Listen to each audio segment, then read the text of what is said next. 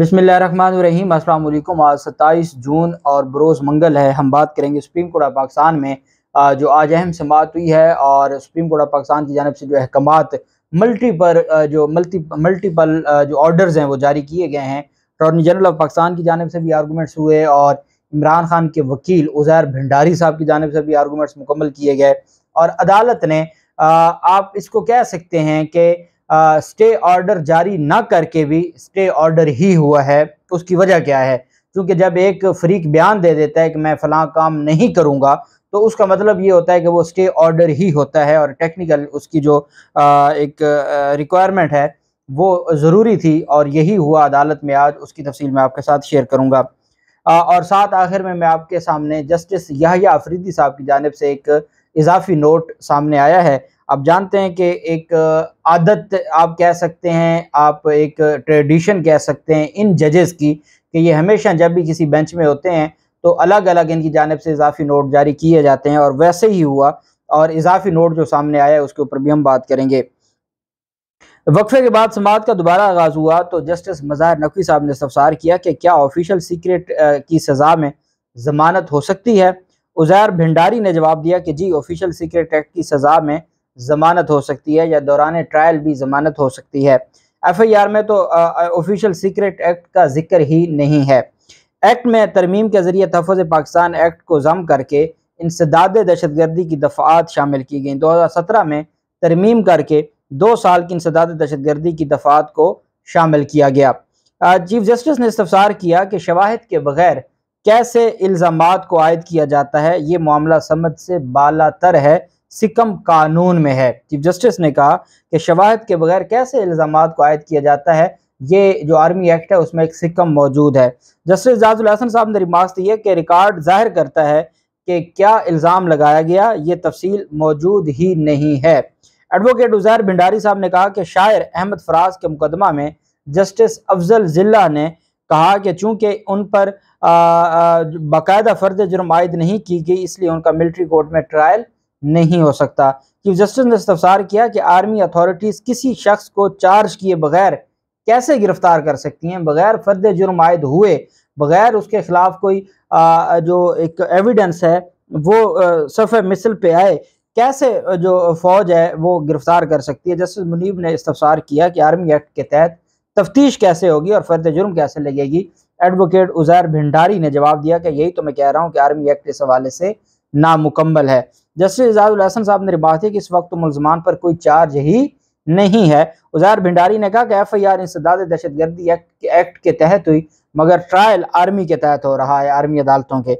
उन्होंने शायर अहमद फराज और सैफुद्दीन सैफ केस के हवाले देते हुए मजीद कहा कि अहमद फराज पर इल्ज़ाम लगा था मगर उनको बाज़ाब्ता चार्ज नहीं किया गया था। चीफ जस्टिस ने रिमार्क दिया कि समझ से बाहर है, जब किसी के खिलाफ सबूत नहीं तो फौज उसे गिरफ्तार कैसे कर सकती है। किसी के खिलाफ शवाहिद ना होने पर कार्रवाई करना तो मज़ह का खेज है। जस्टिस मुनीब अख्तर साहब ने रिमार्क्स दिए कि एक मजिस्ट्रेट भी तब तक मुलजिम के खिलाफ कार्रवाई नहीं कर सकता जब तक पुलिस रिपोर्ट ना आए। उज़ैर भंडारी ने कहा कि जो अफराद गायब हैं उनके अहले खाना शदीद परेशानी का शिकार हैं। उस पर चीफ जस्टिस ने रिमार्क्स दिए कि अटॉर्नी जनरल ऑफ पाकिस्तान से तफसीलात मांगी थी, उम्मीद है वो वालदैन के लिए तसल्ली बख्शूंगी। उज़ैर भंडारी साहब ने कहा कि मेरे मौक्किल चेयरमैन पाकिस्तान तहरीक इंसाफ इमरान खान के मुताबिक तो आर्मी एक्ट के तहत ट्रायल का फैसला ही बदनीयती है। चेयरमैन PTI और उनकी पार्टी पर मौक़िफ़ देने की भी पाबंदी है, मीडिया पर बयान तक नहीं चलता। कुछ मुस्तनद आवाज़ें मिलिट्री कोर्ट्स में ट्रायल पर शकूक व शुबहात का इजहार कर रही हैं। हमारी इस्तदा यह है कि ओपन ट्रायल किया जाए। उन्होंने कहा कि आर्मी अफसरान की जानिब से मुलजमान की गिरफ्तारी गैर कानूनी है। इस केस में बहुत से हक़ाइक़ तस्लीम शुदा हैं, तस्लीम शुदा हक़ाइक़ से बदनीयती अखज़ की जा सकती है। चेयरमैन PTI का मुकम्मल मीडिया बैन है, ओपन पब्लिक ट्रायल होना चाहिए, सहाफ़ियों को ट्रायल की रिपोर्टिंग की इजाज़त होनी चाहिए। चीफ जस्टिस ने रिमार्क दिया कि मुलजिम की तारीफ नहीं की गई। सुप्रीम कोर्ट ने 1975 के फैसले में तय किया कि जुडिशल साइट पर तय होगा कि मुलजिम कौन है। अदालत ने दलाइल मुकम्मल किए तो दरख्वास्त गुजार जब उज़ैर भंडारी साहब जो इमरान खान के वकील थे उन्होंने अपने दलाइल मुकम्मल किए तो उज़ैर जो दरख्वास्त गुजार ज़मान विर्दिक हैं उन्होंने अपने तहरीरी दलाइल अदालत में जमा करवा दिए। अटॉर्नी जनरल ऑफ पाकिस्तान ने दलाइल का आगाज़ करते हुए कहा कि मैं अपनी तहरीरी मारूजात के साथ मिलिट्री कोर्ट्स में ट्रायल की मालूमात फराहम करूँगा। मैं FIR में ऑफिशियल सीक्रेट एक्ट का जिक्र न होने पर भी मुआवनत करूँगा। मुलजमान की कस्टडी लेते वक्त इल्ज़ामात भी फराहम कर दिए थे। 9 मई के वाक़या था, जिसके बाद 15 दिन लिए गए, फिर मुलजमान की हवालगी का अमल हुआ। चीफ जस्टिस ने इस्तफसार किया कि आर्मी एक्ट के तहत चार्ज का तरीका रूल्स में है, क्या आप आज अपने तहरीरी दलाइल जमा करवाएंगे? अटॉर्नी जनरल ने कहा कि मैं तहरीरी दलाइल वक्फे के बाद जमा करवा दूंगा। चीफ जस्टिस ने इस्तफसार किया कि आपसे मारूजात की तफसील भी मांगी थी।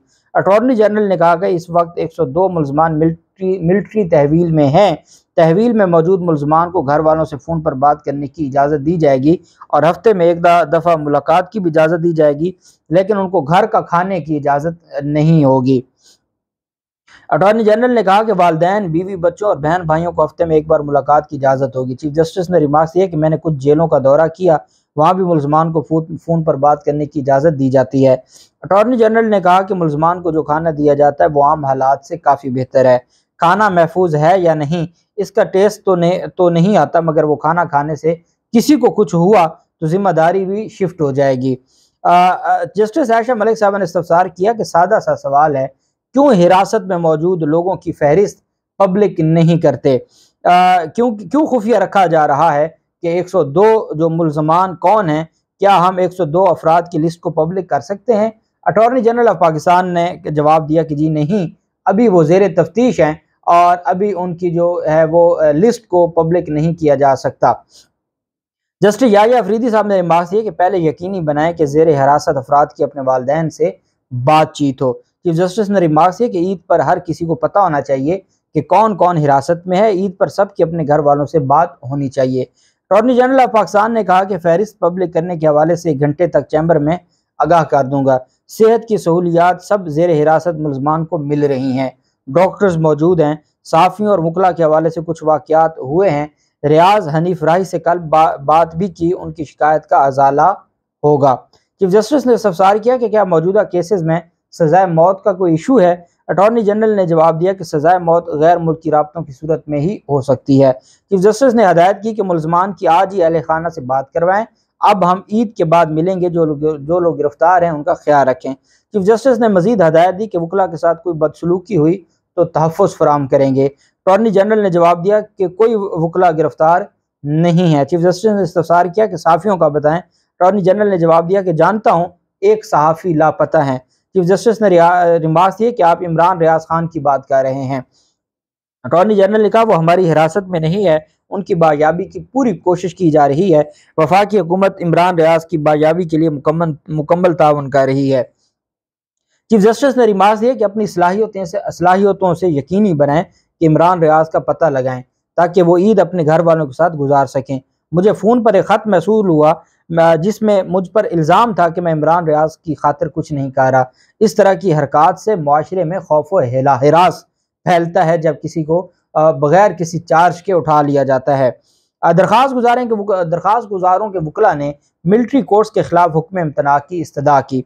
वकला ने अदालत से इस्तदा की कि अटॉर्नी जनरल के इस बयान को अदालती रिकॉर्ड का हिस्सा बनाया जाए कि ट्रायल शुरू हुआ और ना ही अभी शुरू होगा, क्योंकि अटॉर्नी जनरल का बयान और DGISPR का जो बयान है उसमें तजाद है। DGISPR के मुताबिक ट्रायल जारी है, जबकि अटॉर्नी जनरल का दावा है कि नहीं, कोई ट्रायल शुरू नहीं हुआ। ताहम सुप्रीम कोर्ट ने फौजी अदालतों में ट्रायल पर हुक्म इम्तना देने की दरख्वास्त को फिलहाल मुस्तरद किया, क्योंकि अटॉर्नी जनरल ने अदालत में बयान दिया कि ट्रायल शुरू ही नहीं हुआ, सिर्फ तहकीकात हो रही हैं। अटॉर्नी जनरल ने कहा अभी कोई ट्रायल शुरू नहीं हुआ और इसमें वक्त भी लगता है। मुलजमान को पहले वकला की खिदमात लेने का वक्त मिलेगा। ट्रायल शुरू होने से पहले तफ्तीश की कापियाँ फराहम की जाएंगी। तो चीफ जस्टिस उमर रज़ा बंदयाल साहब ने कहा कि जो आप हुक्म इम्तनाई की बात कर रहे हैं वो है फौजी अदालतों में ट्रायल को रोकने के हवाले से। जब अटॉर्नी जनरल साहब ने बयान दे दिया है तो इस बयान के बाद इसका मतलब यह है कि ये जिम्मेदार हैं कि कोई ट्रायल ना शुरू हुआ है, ना शुरू किया जाएगा और ना कोई इस तरह का जो मामला है वो होगा। चूंकि अटॉर्नी जनरल साहब का बयान आ गया है और अटॉर्नी जनरल के बयान के बाद फिर ज़रूरत नहीं रहती किसी तरह के हुक्म इम्तनाई की, और जो वकला की जानिब से ये इस्तदा की गई थी कि अटॉर्नी जनरल के बयान को आप पार्ट ऑफ द फाइल बनाएं, आप फाइल में उसका तज़किरा करें, तो उस पर अदालत ने कहा इंशाअल्लाह मुस्बत आपको उसमें चीज़ें नज़र आएंगी। तो उसमें मैं ये समझता हूँ कि जो अटॉर्नी जनरल ऑफ पाकिस्तान का बयान है, अब अगर अटॉर्नी जनरल ऑफ पाकिस्तान का बयान आ जाता है सफ़े मिसल पे, तो उसके बाद हुक्म इम्तना की ज़रूरत नहीं रहती। रियासत का वकील कह रहा है कि ना ट्रायल हुआ, ना शुरू हुआ, ना अभी शुरू होगा। तो उसका मतलब है इन तारीखों में ट्रायल अगर होता है अटॉर्नी जनरल के बयान के बाद, तो उसकी वैसे कोई आईनी और कानूनी हैसियत नहीं होगी। और जब ये बयान जो प्लेस ऑफ रिकॉर्ड हो जाएगा, सफ़े मिसल पे आ जाएगा, तो उसके बाद फिर इसकी बहुत वैल्यू होती है। और यही बात उमर रज़ा बंदियाल साहब ने कहा कि आप हुक्म इम्तना ट्रायल के खिलाफ मांग रहे हैं, जब ट्रायल शुरू नहीं हुआ तो फिर क्या जरूरत है हुक्म इम्तना की। हाँ, अब अटॉर्नी जनरल ने बयान दे दिया है कि ट्रायल शुरू नहीं होगा, क्योंकि कल सुप्रीम कोर्ट ऑफ पाकिस्तान ने कहा था कि तवक्को है कि जब तक सुप्रीम कोर्ट में मामला पेंडिंग है तो ट्रायल शुरू नहीं किया जाएगा। तो यही तो स्टे होता है, और क्या स्टे ऑर्डर चाहिए। अटॉर्नी जनरल ने कहा, इस पर चीफ जस्टिस ने रिमार्क किया कि अगर कुछ हुआ तो मुझे फौरी आगाह किया जाए, मैं आइंदा हफ्ते से दस्तयाब हूँगा। अटॉर्नी जनरल ने यकीन दहानी करवाई कि फौरी किसी का ट्रायल नहीं हो रहा। चीफ जस्टिस उमर रज़ा बंदियाल साहब ने कहा कि इमरान रियाज को फिल फौर बायाब करवाया जाए। इसके अलावा जो ख़वातीन हैं, जो बच्चे हैं, जो बुज़ुर्ग हैं जेलों में, उनका ख्याल रखा जाए, उनकी प्रॉपर केयर की जाए। और अदालत ने कहा कि हम इस मामले में, चूँकि अभी अगले 2 हफ्ते बेंच अवेलेबल नहीं होगा, तो सोमवार मंगल, ईद के बाद जो सोमवार मंगल है, उस पर हम जो रोस्टर है वो जारी कर देंगे। और हो सकता है कि हम इसको जुलाई के तीसरे हफ्ते में समाअत के लिए, या दूसरे हफ्ते के एंड पे, या तीसरे हफ्ते में मुकर्रर करें। उसकी वजह यह है कि सुप्रीम कोर्ट ऑफ पाकिस्तान ने कहा कि तमाम जजेस आ जाएंगे और हम फिर इसको 1-2 दिन में जो भी समाअत होगी इसको मुकम्मल करेंगे। और अटॉर्नी जनरल साहब ने यकीन दहानी करवा दी है कि ट्रायल नहीं शुरू हुआ और ना शुरू होगा। तो उसका मतलब ये है कि अभी ऐसी कोई अर्जेंसी नहीं है, तफ्तीश का जो मरहला है वो जारी है। तो फिर अदालत फैसला करेगी कि आया फौजी अदालतों में जो चीज़ें हैं वो हो सकती हैं या नहीं हो सकती। अब इसमें 2 तरह की आरा है। मैंने देखा है सोशल मीडिया पर एक बात चलते हुए कि जी जो कल की प्रेस कॉन्फ्रेंस हुई है वो अपना असर दिखा गई है, supreme court of Pakistan back foot पर चली गई है। तो इस तरह की भी चीज़ें हैं। और दूसरी तरफ मैं ये समझता हूँ कि जो फौजी अदालतों में खामोशी के साथ जो ट्रायल होता है, जो वहाँ पर कवानीन हैं, तो अब उसके बाद उनकी लिस्टें आ जाना और फैमिली के साथ बात करवाना, तफ्तीश की रिपोर्ट आ जाना, वकला को हायर करने की परमिशन होना, ये बहुत मुस्बत चीज़ें हैं। और डेफिनेटली जब हाई कोर्ट और सुप्रीम कोर्ट में अपील का हक मिल जाएगा, तो अगर जो आर्मी अदालत में कोई या आर्मी ट्रायल में कोई लेक्यूना रह जाता है तो वो हाई कोर्ट और सुप्रीम कोर्ट में कवर हो जाएगा। दूसरी बात यह है कि सुप्रीम कोर्ट ऑफ पाकिस्तान के जो आज के रिमार्क्स थे कि जिस तरीके से बगैर शवाहिद के ये कस्टडी दी गई है, आर्मी के हैंड ओवर की गई है, उस पर सुप्रीम कोर्ट ऑफ पाकिस्तान ने आज भी सवाल उठाए हैं। और इतना आसान नहीं होगा कि सुप्रीम कोर्ट ऑफ पाकिस्तान इस सारे मामले से पीछे हटे। बहरहाल याहिया अफरीदी साहब की जानिब से जो नोट जारी किया गया है, याहिया अफरीदी साहब ने कहा है कि मेरी इसमें ओपिनियन ये है कि फुल कोर्ट बेंच होना चाहिए। ये फुल कोर्ट बेंच हर केस में, एक दफ़ा तो उमर अता बंदियाल को फुल कोर्ट बेंच बनाना पड़ेगा। अब फुल कोर्ट अगर उमर अता बंदियाल बनाता है और supreme court practice and procedure को जो एक्ट है वो सस्पेंड रहता है, तो मतलब तारिक मसूद और काजी फाजिसा साहब उसमें नहीं बैठेंगे। मंसूर अली शाह साहब वैसे दरख्वास्त गुजार के रिश्तेदार हैं, तो फिर फुल कोर्ट में क्या बनेगा। जब 9 रुकनी बेंच नहीं चल पाया तो 14-15 रुकनी बेंच कैसे चलेगा। तो ये बहुत सारे सवालात हैं और याहिया अफरीदी साहब ने बार बार इनके ऊपर जोर दिया है कि बहुत ज़रूरी था कि जो है वो बनता, जो फुल कोर्ट बेंच बनती। It is there for most urge that the Honorable Chief Justice of Pakistan may consider the reconstitution of the present bench and refer the present petition to a full court bench, कि जी ये full court bench में मामला जाए।